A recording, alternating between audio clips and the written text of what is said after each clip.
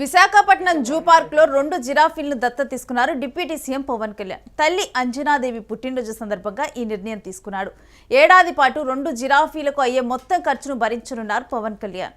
జంతు సంరక్షణకు కార్పొరేట్ సంస్థలు ముందుకు రావాలంటూ డిప్యూటీ సీఎం ఈ సందర్భంగా పిలుపునిచ్చారు.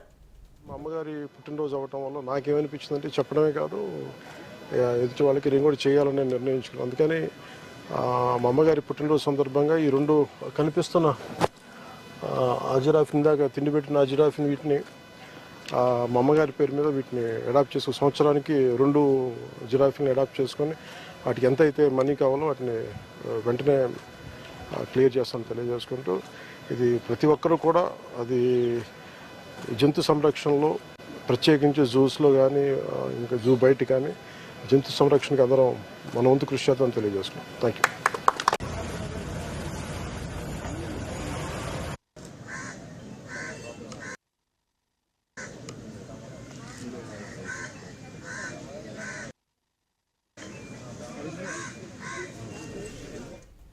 ఇక ఇదే విషయానికి సంబంధించిన డీటెయిల్స్ మా ప్రతినిధి భరత్ నడి తీసుకుందాం. భరత్, పవన్ కళ్యాణ్ తన తల్లి పుట్టినరోజున అందరూ కూడా ఇన్స్పైర్ అయ్యేటువంటి ఒక నిర్ణయం తీసుకున్నారనుకోవచ్చా?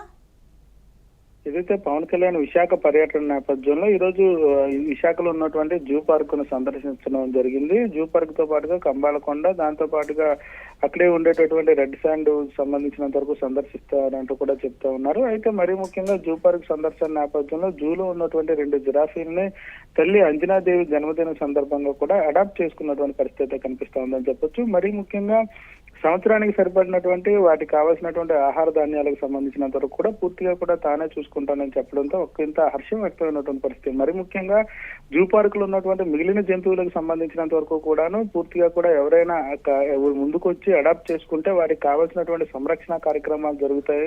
అదేవిధంగా వాటికి కావాల్సినటువంటి ఆహార పదార్థాలు కూడా సమృద్ధిగా దొరికే అవకాశం ఉందంటూ కూడా పవన్ కళ్యాణ్ ఏదైతే చెప్పినటువంటి పరిస్థితి. మరి ముఖ్యంగా జూ పార్క్ కు సంబంధించినంత వరకు కూడా వచ్చేటటువంటి ఆదాయానికి సంబంధించి కానీ జంతువులకు సంబంధించినంత వరకు ఖర్చుకు సంబంధించినంత వరకు కూడా పూర్తిగా బ్యాలెన్స్ అవ్వకపోవడం ఒకంత లోటు ఉన్నటువంటి పరిస్థితి. ఆ లోటు ఉన్నటువంటి పరిస్థితుల్లో ఇలా అడాప్ట్ చేసుకున్నటువంటి సిచ్యువేషన్ లో పూర్తిగా కూడా జంతువులకు కావాల్సినటువంటి ఆహార పదార్థాలు అందించే అవకాశం ఉంటుందంటూ కూడా పవన్ కళ్యాణ్ ఈ దిశగా చెప్పేటటువంటి పరిస్థితి. దీంతో ఒక్కసారి మనం జనరల్ గా చూసినా కానీ తమకు ఇష్టమైన హీరోలు కానీ నేతలు కానీ ఏదైనా ఇలాంటి ఒక కార్యక్రమం చేస్తే వాళ్ళకు ఉన్నటువంటి ఫాలోవర్స్ కూడా అలాంటి కార్యక్రమం చేయాలి అనుకుంటారు. ఇప్పుడు పవన్ కళ్యాణ్ తీసుకున్నటువంటి ఈ స్టెప్తో మరి కొంతమంది ముందుకు రానున్నారు అనుకోవచ్చా?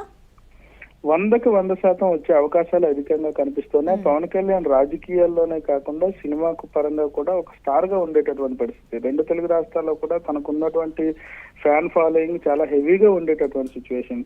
మరీ ముఖ్యంగా ఒక డిప్యూటీ సీఎం హోదా, ఒక సినీ నటుడిగా ఇటువంటి ప్రకటన చేయడం, తాను కూడా తీసుకున్న తర్వాత మిగిలిన వాళ్ళు అడాప్ట్ చేసుకుంటే ఎవరైతే వాళ్ళకు సౌలభ్యం ఉండేటటువంటి పరిస్థితుల్లో అడాప్ట్ చేసుకునే వాళ్ళకి ఖచ్చితంగా బాగుంటుంది.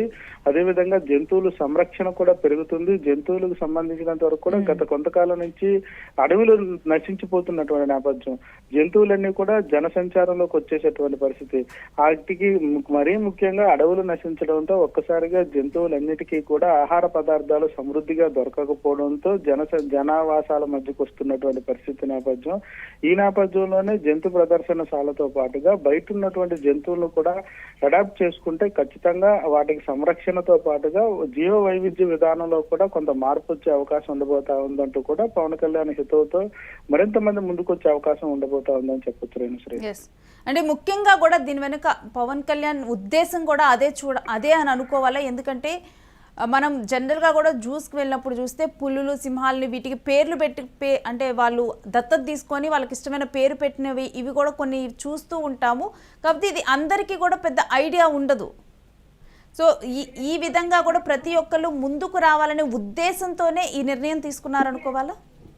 100%. ఎందుకంటే ఒక్క జంతు ప్రదర్శనశాలతోటే కాకుండా బయట ఉండేటటువంటి మూగజీవులకు సంబంధించినంత వరకు కూడా పూర్తిగా జనావాసాల మధ్యకు మూగజీవులు వచ్చేటటువంటి పరిస్థితి కానీ, అటువంటి మూగజీవుల్ని దత్తత తీసుకుంటే వాటి యొక్క జీవన విధానం మారుతుంది, వాటికి ఖచ్చితంగా ఆహార పదార్థాలు దొరికే అవకాశం ఉండిపోతా ఉంది. మరీ ముఖ్యంగా ప్రకృతి ప్రేమికులైనటువంటి డిప్యూటీ సీఎం పవన్ కళ్యాణ్ జంతువులు కూడా అత్యంత ప్రేమగా చూసేటటువంటి నేపథ్యం.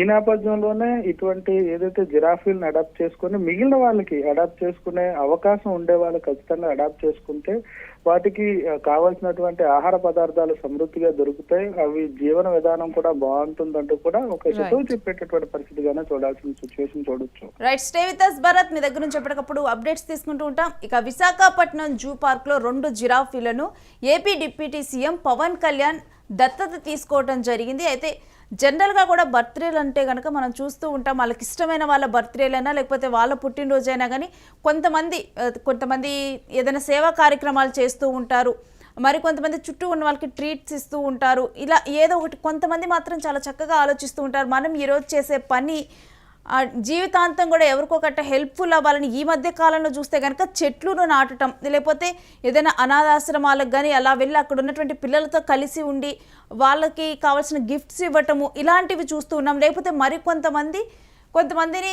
దత్తత తీసుకొని వాళ్ళకి ఎడ్యుకేషన్ ఇలాంటివి చూస్తూ ఉంటారు. చాలామంది జంతు ప్రేమికులు, అంటే మేము జంతు ప్రేమికులు అని చెప్తూ ఉంటారు, ఎక్కడైనా స్ట్రీట్ డాగ్స్కి వీటన్నిటికీ ఫీడ్ చేస్తూ ఉంటారు, అనేకమైన చేస్తూ ఉంటారు. కొంతమందికి అసలు తెలియదు. జూ పార్క్స్లో ఇలాంటి ఫెసిలిటీ ఉంటుంది, అక్కడ ఉన్నటువంటి జంతువులను దత్తత తీసుకోవచ్చు, వాటికి పేర్లు కూడా పెట్టవచ్చు, అప్పుడు మీ పేరు మీద ఆ జంతువు కూడా ఉంటుంది. ఈ విధంగా మనం కొన్నిసార్లు పార్కులకు వెళ్ళినప్పుడు అయితే చూడొచ్చు, అక్కడ ఉన్నటువంటి సింహాలు కానీ పులులు కానీ లేకపోతే ఇంకే ఇతర జంతువులు కానీ దత్తత తీసుకున్నటువంటి బోర్డులు కూడా అక్కడ ఉంటాయి. ఇక ఈ విధంగా కూడా డిప్యూటీ సీఎం పవన్ కళ్యాణ్ ఇలాంటి వాళ్ళు ఒక హీరోలు కానీ లేకపోతే ఒక ప్రముఖమైన నాయకులు కానీ నేతలు కానీ ఇలాంటి పనులు చేసినప్పుడు వాళ్ళ ఫాలోవర్స్ వాళ్ళని ఎప్పుడు ఫాలో అవుతూ ఉంటారు, వీళ్ళు ఏం చేస్తున్నారా అని గమనిస్తూ ఉంటారు. ఇలాంటి కార్యక్రమాలు చేసినప్పుడు వాళ్ళకి ఒక కొత్త ఆలోచన ఇచ్చిన వాళ్ళు అవుతారు. మనం కూడా ఇలాంటి మంచి కార్యక్రమాలు చేయాలి అని అనిపించేలాగా వీళ్ళు ఒక ప్రేరణలాగా మారుతారు. ఇక అటవీ జంతువులను దత్తత తీసుకోవటం విషయంలో, జూలో ఉన్నటువంటి జంతువులు దత్తత తీసుకోవటం విషయంలో ఇప్పుడు డిప్యూటీ సీఎం పవన్ కళ్యాణ్ ఇస్తున్న స్టెప్ డెఫినెట్గా కూడా ప్రేరణగా నిలిచేటువంటి ఒక అడుగు.